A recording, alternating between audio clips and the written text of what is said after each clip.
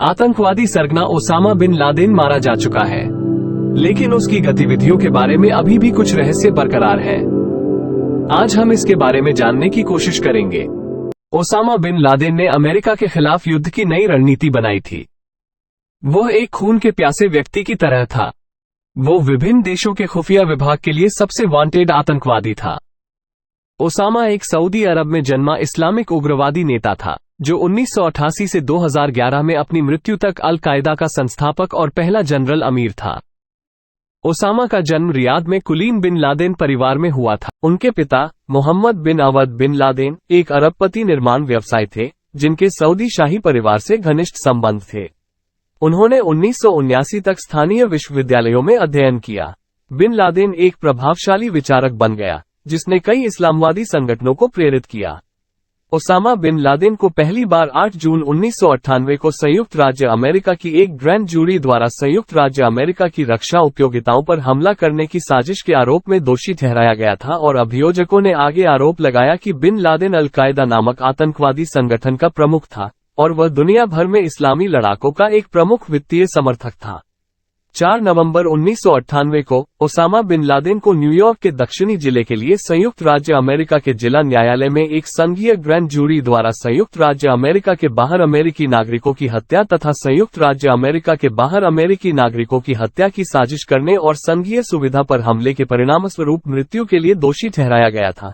कारण वर्ष 1998 में केन्या और तंजानिया में संयुक्त राज्य अमेरिका के दूतावासों में बम विस्फोटों में उनकी कथित भूमिका के लिए लादेन जिम्मेदार था। अल कायदा के कई शीर्ष गुर्गों को अंततः पकड़ लिया गया और बम विस्फोटों में उनकी भूमिका के लिए दोषी ठहराया गया। हमलों के कारण अमेरिका और एफबीआई द्वारा आतंकवाद विरोधी प्रयासों में तेजी आई, जिसने 1999 में अपना पहला आतंकवाद विरोधी प्रभाग बनाया, जिसने अपने कई आतंकवाद विरोधी प्रयासों और क्षमताओं को विफल किया। 7 जून 1999 को एफबीआई ने ओसामा बिन लादेन को पूर्वी अफ्रीका में 1998 के हमलों से उसके संबंध का हवाला देते हुए अपने 10 मोस्ट वांटेड भगोड़ों की सूची में डाला। ओसामा बिन लादेन एक जटिल, बहुआयामी व्यक्ति था। उसे अक्सर धर्मपरायण, मृदुभाषी और विनम्र के रूप में वर्णित किया जाता था। फिर भी वह हजारों लोगों की मौत का कारण बनने में आनंद लेता था। बिन लादेन का दृष्टिकोण लड़ाकों की एक ग्रुप तैयार करना था, जो पूरे विश्व पर जिहाद परियोजना का नेतृत्व कर सके और सैकड़ों छोटे जिहादी समूहों को एकत्रित करके एक शक्तिशाली जिहाद स्थापन कर सके। ये सारे छोटे छोटे जिहादी ग्रुप अक्सर कमजोर रूप से अपने स्वयं के शासन के खिलाफ संघर्ष कर रहे थे। लादेन इन ग्रुप को एक छत के नीचे लाने की कोशिश कर रहे थे। लेकिन जिहाद क्या है? जिहाद एक इस्लामिक शब्द है जो इस्लाम धर्म की विरोध करने वालों के खिलाफ इस्लाम धर्म को बनाए रखने के संघर्ष को कहा जाता है। अमेरिका के अनुसार इस्लामिक जिहाद के नाम पर लाखों लोग मारे गए। पिछले साल 2023 में ओसामा बिन लादेन द्वारा लिखा गया एक पत्र सोशल मीडिया पर वायरल हुआ था। सोशल मीडिया प्लेटफॉर्म में इजरायल हमास युद्ध के बीच ओसामा बिन लादेन का लेटर टू अमेरिका वायरल हो गया। इस पत्र ने बिन लादेन के पत्र की वैधता और नैतिकता के बारे में सोशल मीडिया पर बहस छेड़ दी, जिसमें कुछ ने सहानुभूति व्यक्त की, जबकि अन्य ने इसकी निंदा की या इसका मजाक उड़ाया। बिन लादेन का पत्र में इजराइल के लिए अमेरिकी समर्थन की भी आलोचना की गई और अमेरिका पर फिलिस्तीनी लोगों के उत्पीड़न में सहायता करने का आरोप लगाया गया था। लादेन, जो पूर्व अल कायदा प्रमुख भी था, उसने अफगानिस्तान, इराक, सोमालिया, चेचन्या और लेबनान में अमेरिकी हस्तक्षेप की भी आलोचना की। इजराइल को समर्थन देने के अमेरिका के नियमों और अमेरिका के साम्राज्यवाद के अतीत को लेकर बहस छिड़ गई है। अमेरिका का शुरू किया गया वियतनाम युद्ध में कम से कम 1.2 मिलियन नागरिक हताहत हुए, जिनमें 1,95,000 मौतें शामिल थीं। दक्षिण वियतनामी स्वास्थ्य मंत्रालय के आंकड़ों के अनुसार 1967 और 1970 के बीच अस्पतालों में भर्ती कराए गए 44.5% नागरिक खदानों या मोर्टा से घायल हुए थे। 21.2% बंदूकों या बंदूकों से घायल हुए थे।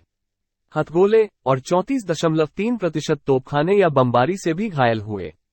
कुछ लोग सोचते हैं कि यह अमेरिका का एक आतंकवादी कृत्य भी था। फिलिस्तीनी स्वास्थ्य अधिकारियों के अनुसार इजराइल के हमले के दौरान लगभग 33,500 लोग मारे गए हैं, जिनमें से अधिकांश नागरिक हैं।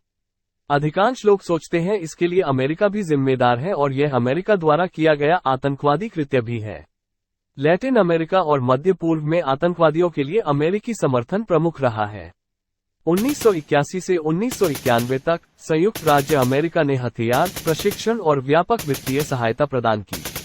निकारागुआ में कॉन्ट्रा विद्रोहियों को सैन्य समर्थन अमेरिका ने किया था, जिन्होंने निकारागुआ सरकार के खिलाफ अपनी लड़ाई में आतंकवादी रणनीति का इस्तेमाल किया था। विभिन्न बिंदुओं पर संयुक्त राज्य अमेरिका ने ऑरलैंडो बॉश और लुइस पोसाडा कैरल्स जैसे क्यूबा के निर्वासित आतंकवादियों को प्रशिक्षण, हथियार और धन भी प्रदान किया।